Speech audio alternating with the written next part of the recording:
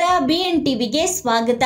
ವೀಕ್ಷಕರೇ, ಕಿರುತೆರೆಯ ಟಿಆರ್ಪಿಯಲ್ಲಿ ಸದಾ ಅಗ್ರ ಸ್ಥಾನದಲ್ಲಿಯೇ ಇರುತ್ತಿದ್ದ ಪುಟ್ಟಕ್ಕನ ಮಕ್ಕಳು ಸೀರಿಯಲ್ ಇತ್ತೀಚಿನ ಒಂದಷ್ಟು ಬದಲಾವಣೆಗಳಿಂದ ಪಾತಾಳಕ್ಕೆ ಕುಸಿದಿದೆ. ಹಾಗಾದರೆ ಈ ವಾರ ಪುಟ್ಟಕ್ಕನಿಗೆ ಸಿಕ್ಕ ಟಿಆರ್ಪಿ ಎಷ್ಟು? ನಂಬರ್ 1 ಸ್ಥಾನದಲ್ಲಿರುವ ಸೀರಿಯಲ್ ಯಾವುದು?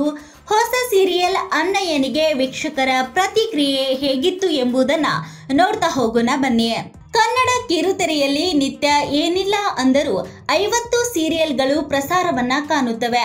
ಅದರಲ್ಲಿ ಪ್ರೇಕ್ಷಕರನ್ನ ಸೆಳೆದು ಹಿಡಿದು ಕೂರಿಸುವ ಸೀರಿಯಲ್ಗಳು 10-20 ಇರಬಹುದು ಅಷ್ಟೇ. ಆದರೆ ವಾರದ ಟಿಆರ್ಪಿ ಅಂಕಿ ಅಂಶ ಹೊರಬಿದ್ದರೆ ಸೀರಿಯಲ್ಗಳ ಟಿಆರ್ಪಿ ಜಾತಕವೇ ಹೊರಬೀಳುತ್ತದೆ. ಗ್ರಾಮೀಣ ಭಾಗದಲ್ಲಿ ಎಷ್ಟು ಜನಸಂಖ್ಯೆ ಧಾರಾವಾಹಿಗಳನ್ನ ವೀಕ್ಷಣೆ ಮಾಡುತ್ತಾರೆ, ನಗರ ಪ್ರದೇಶಗಳಲ್ಲಿ ಎಷ್ಟು ಜನಸಂಖ್ಯೆ ಈ ಸೀರಿಯಲ್ಗಳನ್ನ ವೀಕ್ಷಣೆ ಮಾಡುತ್ತಾರೆ ಎಂಬ ಅಂಕಿ ಅಂಶ ಗೊತ್ತಾಗುತ್ತದೆ. ಹೀಗಿರುವಾಗ ಕಳೆದ 2.5 ವರ್ಷದಿಂದ ಮೊದಲ ಸ್ಥಾನದಲ್ಲಿಯೇ ಗಟ್ಟಿಯಾಗಿ ನಿಲ್ಲುತ್ತಿದ್ದ ಪುಟ್ಟಕ್ಕನ ಮಕ್ಕಳು ಸೀರಿಯಲ್ ಇದೀಗ ನೆಲಕಚ್ಚಿದೆ. ಅದಕ್ಕೆ ಕಾರಣ ಸ್ಲಾಟ್ ಬದಲಾವಣೆ.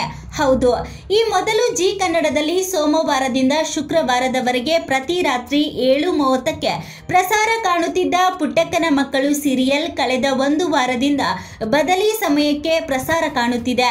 ಹೊಸ ಸೀರಿಯಲ್ ಅಣ್ಣಯ್ಯನಿಗಾಗಿ ತನ್ನ 7:30ರ ಸ್ಲಾಟ್ ಬಿಟ್ಟುಕೊಟ್ಟು 6:30ಕ್ಕೆ ಪ್ರಸಾರವಾಗುತ್ತಿದೆ. ಈ ಒಂದು ಬದಲಾವಣೆಯಿಂದ ಇಲ್ಲಿಯವರೆಗೆ ಸದಾ ಮೊದಲ ಸ್ಥಾನದಲ್ಲಿಯೇ ಯಾರು ಟಚ್ ಮಾಡದ ರೀತಿಯಲ್ಲಿ ಒಳ್ಳೆಯ ಟಿಆರ್ಪಿ ಪಡೆದುಕೊಳ್ಳುತ್ತಿದ್ದ ಪುಟ್ಟಕ್ಕನ ಮಕ್ಕಳು ಧಾರಾವಾಹಿ ಇದೀಗ ಪಾತಾಳಕ್ಕೆ ಕುಸಿದಿದೆ. ಇದಕ್ಕೆ ನೇರ ಕಾರಣ ಅಣ್ಣಯ್ಯ ಸೀರಿಯಲ್ ಎನ್ನುತ್ತಿದ್ದಾರೆ ವೀಕ್ಷಕರು. ಬಹು ನಿರೀಕ್ಷೆಗಳೊಂದಿಗೆ ಪ್ರಸಾರ ಕಂಡ ಹೊಸ ಸೀರಿಯಲ್ ಅಣ್ಣಯ್ಯ ಅದೇ ನಿರೀಕ್ಷೆಗಳ ಹಾದಿಯಲ್ಲಿಯೇ ಮೊದಲ ವಾರ ಒಳ್ಳೆಯ ಟಿಆರ್ಪಿಯನ್ನೇ ಪಡೆದುಕೊಂಡಿದೆ.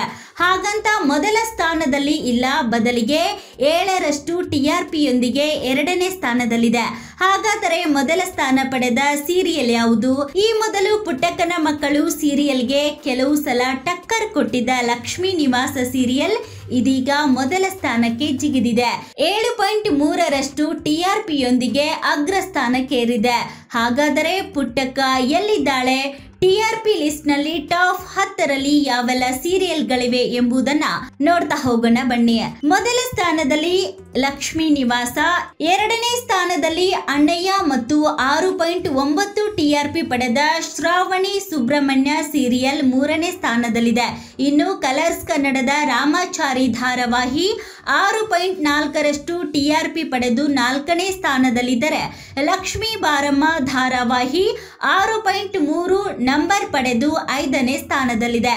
ವೈಷ್ಣವಿ ಗೌಡ ಮತ್ತು ಗಗನ್ ಚಿನ್ನಪ್ಪ ಜೋಡಿಯ ಸೀತಾರಾಮ ಧಾರಾವಾಹಿ 6.2 ಟಿಆರ್ಪಿ ಪಡೆದು 6ನೇ ಸ್ಥಾನದಲ್ಲಿದೆ.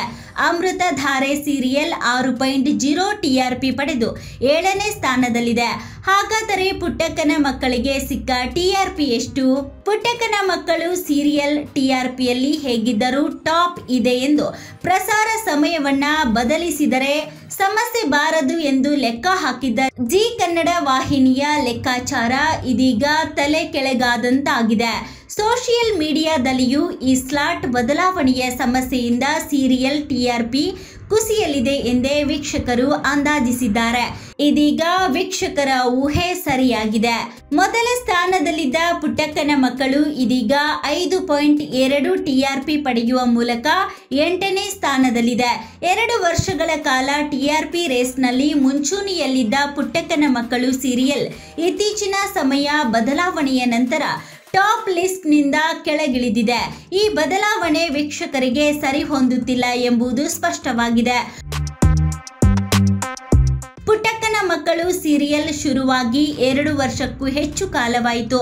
ಈ ಸೀರಿಯಲ್ ಬಂದಾಗಿನಿಂದ ಯಾವತ್ತೂ ಟಿಆರ್ಪಿ ರೇಸ್ನಲ್ಲಿ ಹಿಂದುಳಿದಿದ್ದಿಲ್ಲ. ನಂಬರ್ 1 ತಪ್ಪಿದರೆ 2 ಅಥವಾ 3ನೇ ಸ್ಥಾನದಲ್ಲಿ ಇರುತ್ತಿತ್ತು. ಅದರಿಂದಾಚೆ ಹೋದಂತಹ ಉದಾಹರಣೆಯೇ ಇಲ್ಲ. ಇದಕ್ಕೆ ಸಿಕ್ಕಿರೋ ಸ್ಲಾಟ್ ಬಹಳ ಚೆನ್ನಾಗಿತ್ತು. ಅದಕ್ಕೆ ತಕ್ಕ ನಟನೆ, ಗಟ್ಟಿ ಕತೆ, ಒಳ್ಳೆಯ ಕಾನ್ಸೆಪ್ಟ್ ಎಲ್ಲವೂ ಈ ಸೀರಿಯಲ್ನಲ್ಲಿ ಇತ್ತು. ಹಳ್ಳಿಯಲ್ಲಿ ಮೆಸ್ ನಡೆಸೋ 3 ಹೆಣ್ಣು ಮಕ್ಕಳ ಒಂಟಿ ತಾಯಿ ಪುಟ್ಟಕ್ಕ ಮತ್ತವಳ ಸಂಸಾರ, ಮಕ್ಕಳ ಬದುಕು ಇತ್ಯಾದಿಗಳ ಸುತ್ತ ಈ ಸೀರಿಯಲ್ ಇತ್ತು. ಗ್ರಾಮೀಣ ಭಾಗ ಹಾಗೂ ಸಿಟಿ ಸೆಂಟರ್ ಟ್ರೈಲರ್ಗಳಲ್ಲಿ ಇದಕ್ಕೆ ಉತ್ತಮ ಟಿಆರ್ಪಿ ಇತ್ತು. ಇತ್ತೀಚೆಗೆ ಈ ಸೀರಿಯಲ್ನ ಸಮಯ ಬದಲಾವಣೆ ಆಗತ್ತೆ. ಈ ಸೀರಿಯಲ್ ಜಾಗಕ್ಕೆ ಅಣ್ಣಯ್ಯ ಅನ್ನೋ ಅಣ್ಣನ ಪ್ರಾಮುಖ್ಯತೆ ಹೇಳುವ ಸಿನಿಮೆಯ ಶೈಲಿಯ ಸೀರಿಯಲ್ ಬರುತ್ತದೆ. ಅದರ ಪರಿಣಾಮ ಈ ಸೀರಿಯಲ್ ಸಮಯ ಬದಲಾಗುತ್ತದೆ. ಈ ಹಿಂದೆ 7:30ಕ್ಕೆ ಪ್ರಸಾರ ಆಗುತ್ತಿದ್ದಂತಹ ಪುಟ್ಟಕ್ಕನ ಮಕ್ಕಳು 6:30ಕ್ಕೆ ಪ್ರಸಾರವಾಗುತ್ತಿದೆ. ಈ ಟೈಮಿಂಗ್ ಯಾಕೋ ಈ ಸೀರಿಯಲ್ ವೀಕ್ಷಕರಿಗೆ ಸೆಟ್ ಆದ ಹಾಗೆ ಕಾಣುತ್ತಿಲ್ಲ. ಜಿ ಕನ್ನಡ ಹೊಸ ಸೀರಿಯಲ್ ಅಣ್ಣಯ್ಯನಿಗೆ ಭರ್ಜರಿ ರೇಟಿಂಗ್ ಸಿಕ್ಕಿದೆ. ವಿಕಾಸ್ ಉತ್ತಯ್ಯ, ನಿಶಾ ರವಿಕೃಷ್ಣನ್ ಸೇರಿದಂತೆ ಅನೇಕರು ಈ ಸೀರಿಯಲ್ನಲ್ಲಿ ಪ್ರಮುಖ ಪಾತ್ರ ನಿರ್ವಹಿಸಿದ್ದಾರೆ. ಶುರುವಾದ ಮೊದಲ ವಾರವೇ ಚಿತ್ರಕ್ಕೆ ಭರ್ಜರಿ ಟಿಆರ್ಪಿ ಸಿಕ್ಕಿದೆ. ಪುಟ್ಟಕ್ಕನನ್ನ ಹಿಂದಿಕ್ಕಿದ ಅಣ್ಣಯ್ಯ ರೇಸ್ನಲ್ಲಿ 2ನೇ ಸ್ಥಾನ ಗಳಿಸಿದೆ. ಮುಂದಿನ ದಿನಗಳಲ್ಲಿ ಲಕ್ಷ್ಮೀ ನಿವಾಸ ಧಾರಾವಾಹಿಯನ್ನ ಹಿಂದಿಕ್ಕಿ ಟಾಪ್ ಸ್ಥಾನಕ್ಕೆ ಏರುವ ಎಲ್ಲ ಲಕ್ಷಣಗಳು ಕಾಣಿಸುತ್ತಿವೆ. ಮತ್ತಷ್ಟು ಸುದ್ದಿಗಳಿಗಾಗಿ ನೋಡ್ತಾ ಇರಿ BN TV. ಲೈಕ್ ಮಾಡಿ, ಶೇರ್ ಮಾಡಿ, ಸಬ್ಸ್ಕ್ರೈಬ್ ಮಾಡಿ. ಇದು ನಿಮ್ಮ ಧ್ವನಿ.